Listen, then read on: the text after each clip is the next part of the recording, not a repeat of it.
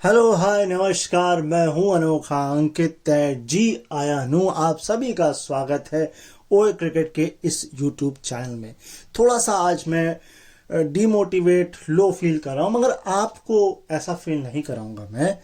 लेकिन मैं क्यों ऐसा फील कर रहा हूं ये जरूर बताऊंगा, फिर एपिसोड पे भी चलेंगे। एक्चुअल में मेरा चैनल जो है वो फ्रीज हो गया है। इसकी गलती का जिम्मेदार मैं खुद हूं। मैं आपको पूरी कहानी बताता हूं और फिर आज के एपिसोड को शुरू करेंगे। तो दरअसल हुआ क्या, आपको याद होगा इंडिया वर्सेस न्यूजीलैंड का सेकंड टेस्ट चल रहा था। सरफराज ने सेंचुरी मारी थी। मुझे एक व्हाट्सएप चैनल पर एक वीडियो मिला था। मुझे मालूम था कि ये वीडियो अगर मैं अपलोड करता हूं विद ओरिजिनल के साथ तो कॉपीराइट भी आएगा और वो विजुअलिटी के मामले में ब्लॉक्ड भी हो जाएगा। तो मैंने उसका ऑडियो ऑफ कर दिया और फिर अपलोड किया, लेकिन वो फिर भी ब्लॉक हो गया और विजिबिलिटी मतलब ब्लॉक हो गई एंड उसमें रिस्ट्रिक्शन कॉपीराइट आ गया। ऑल दो वो मैंने प्राइवेट ही रखा हुआ था, पब्लिक नहीं किया था। अब ऐसा मैंने 3 बार किया और 3 बार वीडियो डिलीट किया। अब इसी चक्कर में मेरा चैनल हो गया है फ्रीज।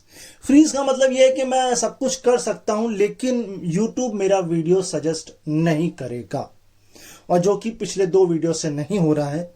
और यही वजह है कि व्यूज आपको बहुत कम दिख रहे होंगे। तो ये मैं रिस्पॉन्सिबिलिटी ले रहा हूं, तो आप एक रिस्पॉन्सिबिलिटी लीजिए। मैं अगले 1 महीने तक डेली वीडियो डालने वाला हूं ताकि ये अनफ्रीज वाला सिस्टम जो है हट जाए।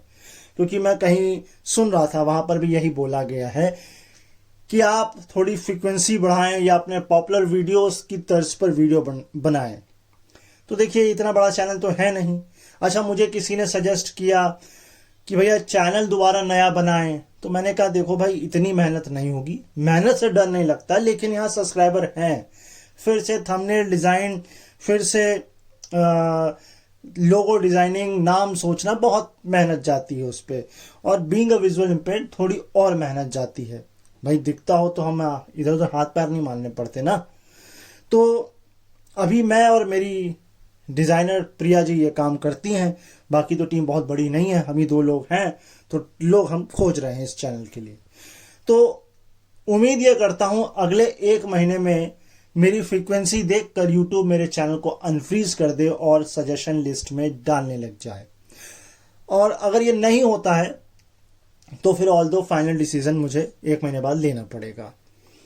लेकिन इस 1 महीने में आप अपने स्टेटस पर शेयर करें, जहां तहां शेयर करें, ताकि यूट्यूब को लगना चाहिए कि ये लोग देख रहे हैं। खैर, तो ये तो हो गई मेरी मजबूरी और मेरी गलतियां, और अपनी गलतियों से पीछे नहीं हटना चाहिए। तो खैर, आज के एपिसोड की शुरुआत करते हैं।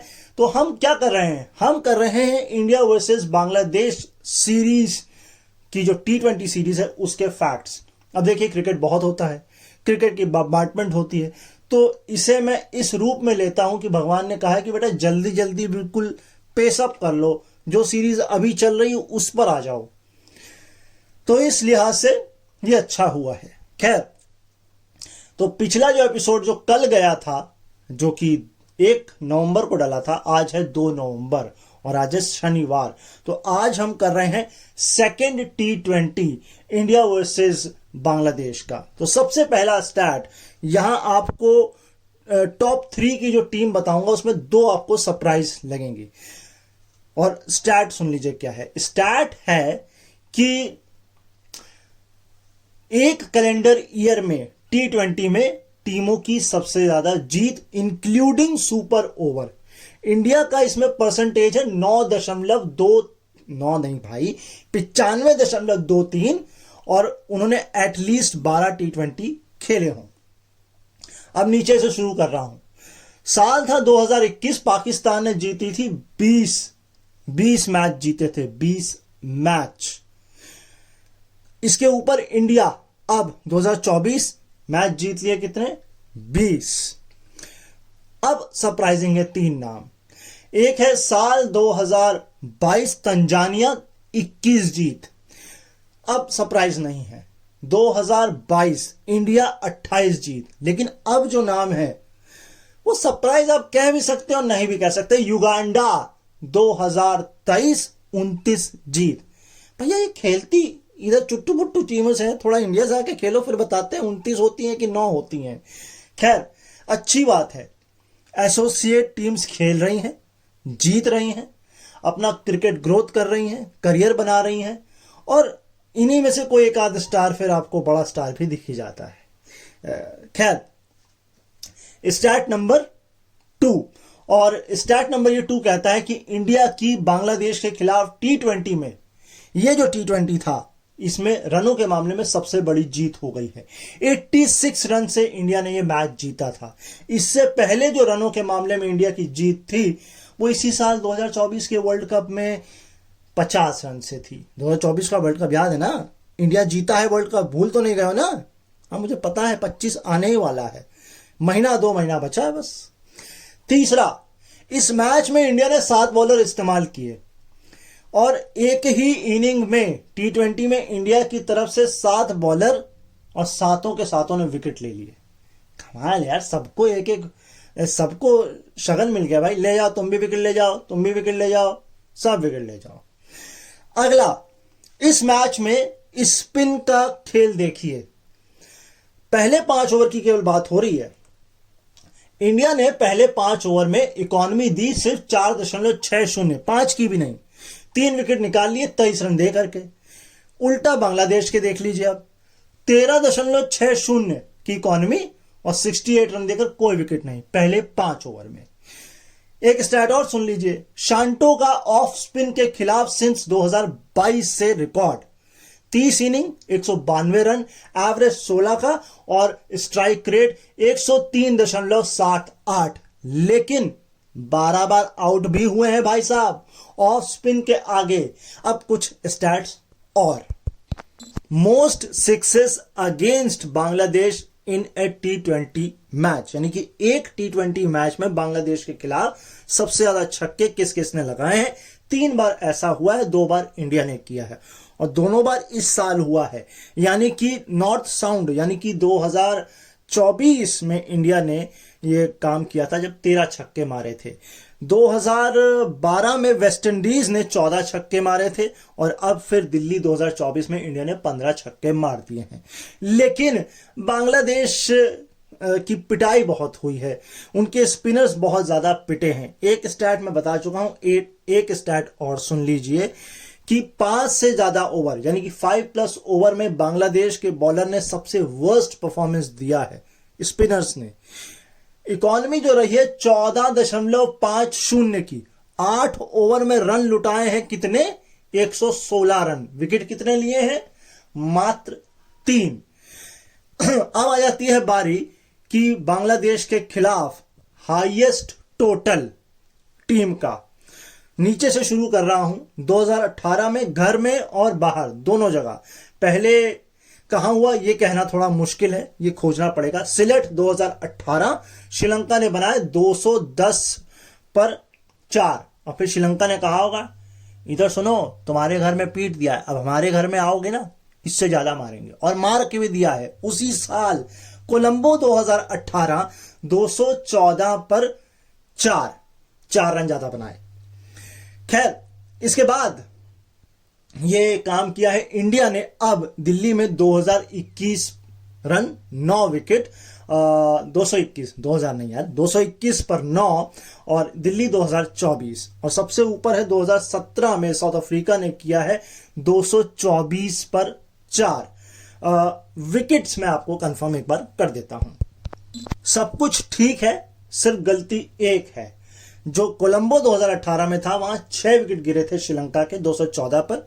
सिलेट 2018 में 4 विकेट गिरे थे 210 रन। 221 इंडिया ने अब बनाया है दिल्ली 2024 9 विकेट के नुकसान पर। एंड 2000 नहीं 224 पर 4 ये है साउथ अफ्रीका का 2017 में, और ये अभी तक हाईएस्ट है बांग्लादेश के खिलाफ। नहीं मैं ये सोच रहा हूं ऑस्ट्रेलिया इंग्लैंड खेलते नहीं है कि कहते हैं नहीं रन ज्यादा पड़ जाएंगे इसलिए हम तुम्हारे साथ खेलेंगे ही नहीं।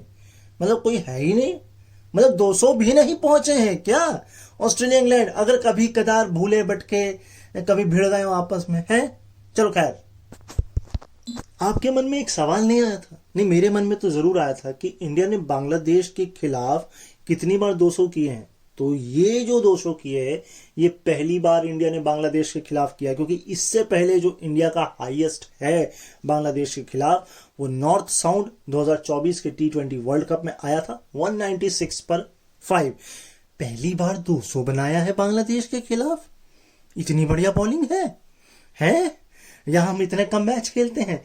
खैर, एक बहुत प्यारा सा स्टैट हाथ लगा है कि इंडिया का टॉप रन, सबसे ज्यादा रन पावर प्ले में नहीं, मिडिल ओवर्स में 7 से 15 ओवर के बीच में कितने बनाए हैं इंडिया ने। तो 121 पर 1 या 120 पर 1 इंदौर 2024 बांग्लादेश के खिलाफ। डबलिन आयरलैंड के खिलाफ 2022 में बनाए थे 123 पर 0। और सबसे ऊपर है इंदौर 2017, ये भी इंदौर, और 2017 इंदौर श्रीलंका के खिलाफ 137 पर 1। बहुत पिटाई कर दी यार श्रीलंका बॉलर्स की आपने। खैर, तब वो ढलान पे था, अब वो थोड़ा सुधर रहा है, उसकी बॉलिंग, बैटिंग, फील्डिंग सब सुधर रही है, और ये जयसूर्या के आने की वजह से भी आप कह सकते हैं हुआ है। नेक्स्ट स्टैट, तो वो 121 नहीं 120 था, और अब अगला स्टैट और कमाल का है। ये स्टैट ये कहता है कि अमंग्स इंडियन, यानी कि केवल इंडिया खिलाड़ियों के बीच में स्पिन की कम से कम 10 गेंदें फेस की हों, और स्ट्राइक रेट का मुद्दा है यहां पर। नीतीश रेड्डी ने इस मैच में स्ट्राइक रेट जो ली थी, या जिस स्ट्राइक रेट से वो खेले थे, वो थी 278.94, यानी कि 279 ही मान लीजिए एक तरीके से। 53 रन मारे थे 19 गेंद में। यस, और ये सेकंड हाईएस्ट है, क्योंकि इससे जस्ट ऊपर जो है अभी तक वो है ऋतुराज गायकवाड़ की 305.55, वो भी गुवाहाटी में 2023 में। लेकिन कमाल की बात किसके खिलाफ? ऑस्ट्रेलिया के खिलाफ 55 रन बनाए थे 18 गेंद में। लेकिन बात यहां यह समझने वाली है कि भैया ये वर्ल्ड कप के बाद सीरीज हो रही थी, तो आधे से बढ़िया खिलाड़ी तो वैसे ही चले गए होंगे, तो कौन सा तीर मार लिया आपने? भैया होते बढ़िया खिलाड़ी। वैसे ये डिसरिस्पेक्ट होगी ऑस्ट्रेलिया की, क्योंकि ऑस्ट्रेलिया का ए से लेकर बी से लेकर के सी टीम सब एक जैसी है, सब बढ़िया है।